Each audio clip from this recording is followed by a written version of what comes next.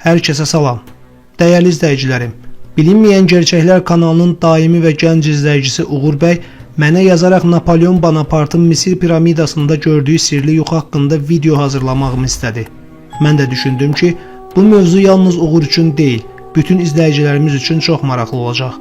İlk öncə bu ideya üçün Uğur bəyə təşəkkür edirəm.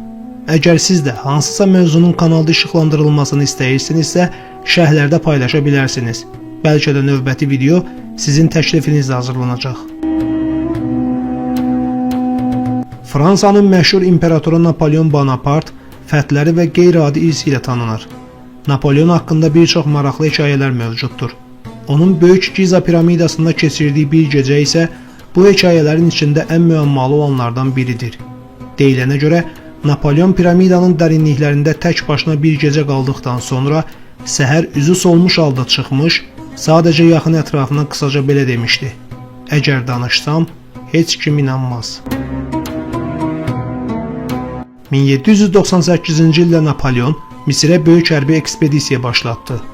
Ekspedisiyanın məqsədi İngiltərənin ticarət yollarını bağlamaq və bölgədə fransız təsirini yaratmaq idi.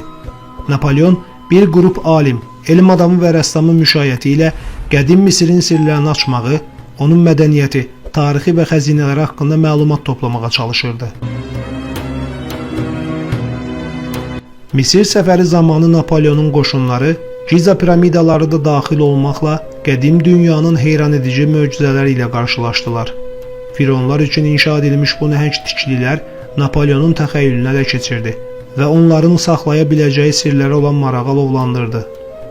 Bonapartın Böyük piramidadakı hekayəsi də bu dövrdə ortaya çıxdı. Məlumatlara görə Napolyon 1798-ci il avqustun 20-sinə keçən gecə Böyük Giza piramidasına daxil olub. Bir neçə etibarlı adamın müşayiəti ilə o, piramidadakı labirint otaqları gəzib. Napolyon bütün gecəni yarasalar, əqrəblər və mumya ilə əhatə olunmuş Xeops adlı fironun məzarında tək keçirdi. Rəvayətə görə o, səhər piramidadan çıxanda üzü solğun, yorğun və qorxudan titrəyirdi. Piramidada nə gördüyünü heç kimə demədi, ta ki 23 ildən sonra ölüm döşəyinə gələnə qədər. Napolyonun Böyük piramidada gecələməsi hekayəsi xalq arasında məşhur olsa da, onun doğruluğu tarixçilər və alimlər arasında mübahisələrə səbəb olub. Bəziləri iddia edirlər ki, hekayə Napolyonun imicini artırmaq və onun Misir fironları ilə eyniləşdirmək üçün yaradılmış uydurma hekayədir. Digərləri isə bu iddianı dəstəkləmək üçün kifayət qədər dəlil olduğunu deyirlər. Hekayənin lehinə tez-tez istinad edilən əsas sübutlardan biri Napolyonun ekspedisiyasında onu müşayiət edən rəssam Dominik Vivant Denonun hekayəsidir.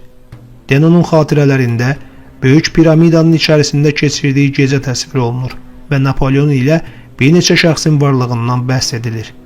Bununla belə, bəzi tarixçilər Denonun Napolyonun böyüklüyünü təbliğ etmək istəyindən təsirlənmiş ola biləcəyini düşünürlər.